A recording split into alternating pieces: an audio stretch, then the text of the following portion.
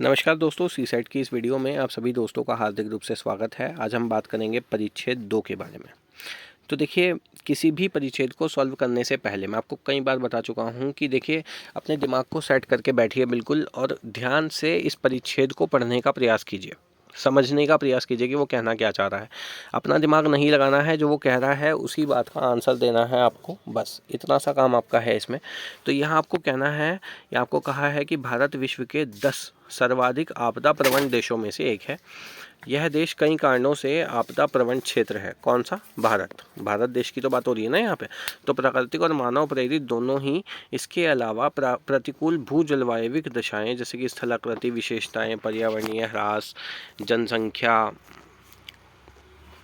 वृद्धि, नगरीकरण, औद्योगिकरण तथा गैर वैज्ञानिक विकासीय गतिविधियां इत्यादि।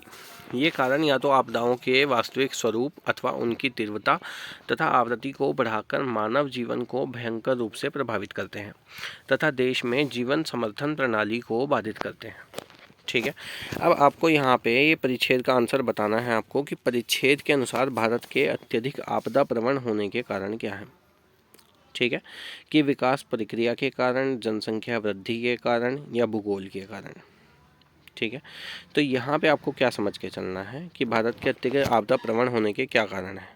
यहाँ आपने क्या पढ़ा कि इसके कारण क्या है, पर्यावरणीय ह्रास है, जनसंख्या है, जनसंख्या वृद्धि है। ठीक है, तो जनसंख्या वृद्धि आपका यहाँ पे हो गया। ठीक है, बी हो गया आपका जनसंख्या वृद्धि। नगरीकरण, औद्योगिकरण। अब ये जो नगरीकरण और औद्योगिकरण है ये क्या है?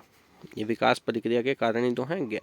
ठीक है, अब ये कारण या तो आपदाओं के वास्तविक स्वरूप अथवा उनकी तीव्रता और आवृत्ति को बढ़ाकर मानव जीवन को भयंकर रूप से प्रभावित करते हैं तथा देश में जीवन समर्थन प्रणाली को बाधित करते हैं। तो इसमें भूगोलीय कारण भी हो गए आपके, तो इसलिए आपका क्या होगा, डी उपयुक्त सभी हो जाएगा। ठीक है, परिच्छेद के अनुसार निम्न में से कौन सा कथन जो है वो सत्य है। आपको ये बताना है कि कौन सा कथन सही है कि भारत के जो आपदा प्रवण क्षेत्र के कारण सिर्फ मानव प्रेरित है। वो कहता है कि केवल मानव की वजह से ही हो रही हैं। ठीक है, दूसरा कहता है कि आपदाएं जो है वो मानव जीवन को सामान्य रूप से प्रभावित करती है। ऐसा है क्या? इसमें क्या कहा है आपको कि आपदाएं जो है वो मानव जीवन को सामान्य रूप से प्रभावित नहीं करती। तो इसलिए क्या होगा आपका सी जो है, ए और बी दोनों कथन जो हैं वो गलत हो जाएंगे। इस तरीके से आपको ये जो परिच्छेद हैं इनको सॉल्व करके चलना है कि देखिए, यहाँ आपको बताया कि परिच्छेद के अनुसार भारत के आपदा प्रवण क्षेत्र के जो मानव और प्राकृतिक दोनों ही कारण प्रेरित हैं, इसलिए ये गलत हुआ। और आपदाएं जो हैं वो मानव जीवन को भयंकर रूप से प्रभावित करती है, ये आपको परिच्छेद में बताया गया है। ठीक है, इस तरीके से आपको परिच्छेद सॉल्व करना है। देखिए, कोई इतना लंबा कोई रॉकेट साइंस नहीं है। इसको ध्यान से अगर परिच्छेद को पढ़ के क्वेश्चन को ध्यान से पढ़ा जाए तो आप आराम से इजीली आंसर आप लगा सकते हैं। ठीक है, कोशिश कीजिए ज़्यादा से ज़्यादा परिच्छेद सॉल्व करने की एग्ज़ाम से पहले, ताकि आप जो हैं चीज़ों को और बेहतर तरीके से, बेहतर ढंग से जान पाएँ। धन्यवाद।